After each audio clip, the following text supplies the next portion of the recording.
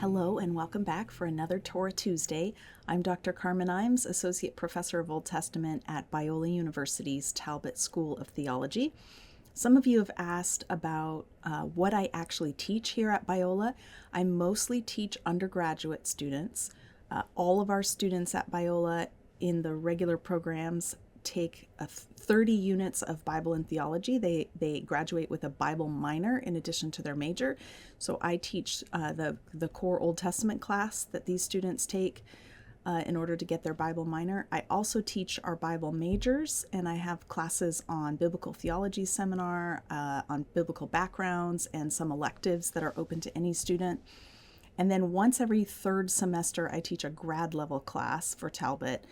Last year I taught one on Exodus, and we focused on the legal material, the Mishpatim that we're going through right now in this series. This coming fall, I'll be teaching a class to our grad students on Exodus, but focusing in on the tabernacle chapters of Exodus. So that's really, really fun. I love teaching across the full range of our student body here. By the way, the grad classes are hybrid, so if you live somewhere else but you would like to get in on my fall class on Exodus, reach out to Biola University and ask about enrollment in that class, and I'd love to have you. Okay, today we are continuing the topic of liability for injury or death in the Mishpatim, or covenant scroll of Exodus. This time, the focus is on human versus animal injury in verses 33 and 34.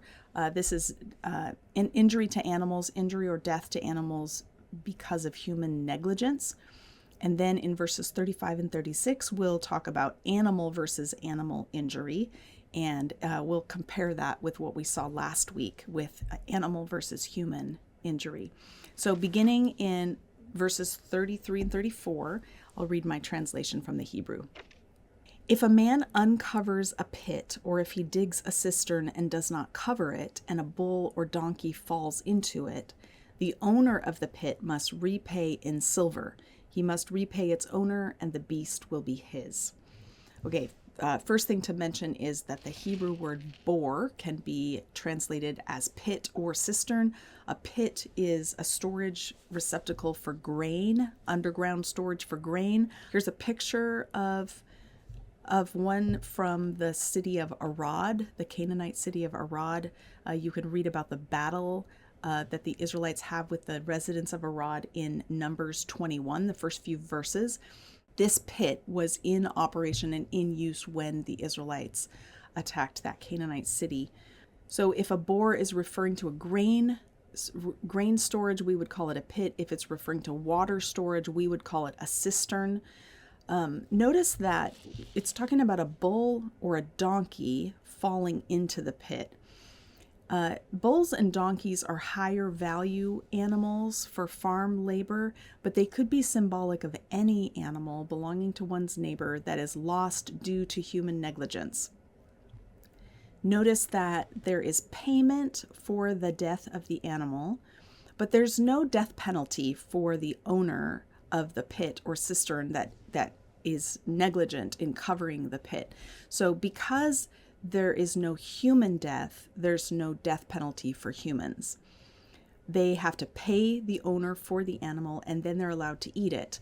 Unlike last week's passage, where the bull or ox that gores a person to death cannot be eaten, this animal can be eaten because it hasn't caused the violent death of anyone else. It's been the victim of human negligence, so its meat may be eaten if desired.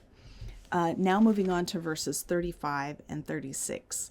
If a man's bull injures the bull of his neighbor and it dies, they must sell the living bull and divide its silver, and the dead animal they must also divide.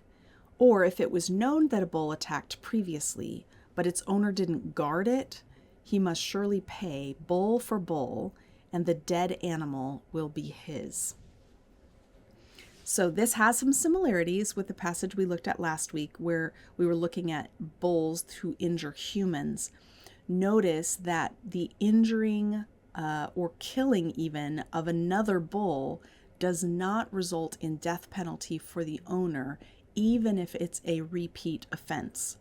So if a bull is in the habit of goring, or an ox in the habit of goring other animals, that behavior does not incur a death penalty for the owner. However, the owner is responsible and liable for the monetary loss to the one who owns the other bull. So if it's a first offense, they sell the living bull, the one that caused the death, to someone else, and then they split the money in half because neither one is personally responsible for what happened. It's just like a thing that happened, and it hasn't been a pattern. But they also split the dead animal, so they each get half of the meat, and they're allowed to eat it because this animal that died was the victim. It hasn't been violent. There's been no human death, so it's not off limits for human consumption. And that dead bull was not stoned to death, so its flesh hasn't been torn in the same way that so that it's not eligible to be eaten. So who would buy a bull that just caused the death of another bull if it means that they have to guard it really carefully? My guess, and I don't know from personal experience, but my guess is that the purchase price of this bull would be rather low because there's extra responsibility for whoever owns it. So perhaps the new owner is planning to put the bull to death and eat its meat. That is allowed because it didn't cause a human death and it hasn't been stoned to death. So perhaps he's buying it as a source of meat.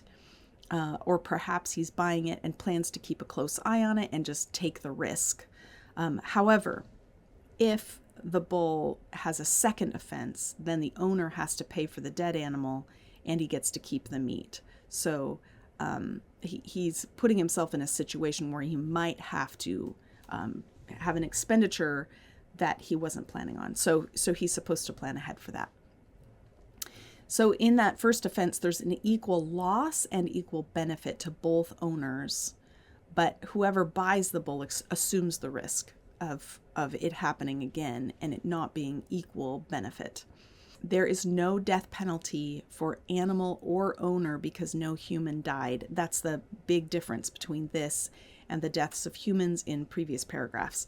So I think what emerges from this is, again, the high value, the extra value placed on human life as opposed to animal life. Now, the next section that we're going to read together deals with liability for lost property due to theft or negligence. So we'll work our way through those verses in the weeks to come. I hope I've convinced you, as we've read these laws together in the covenant scroll, that they are relevant for life today, for the life of faith, that if we take them seriously and we investigate their cultural context, what emerges is wisdom for navigating difficult questions about liability and responsibility and love of neighbor. And I'm so thankful for this book that it has been handed down to us because there's so much here for us to learn. Have a great week.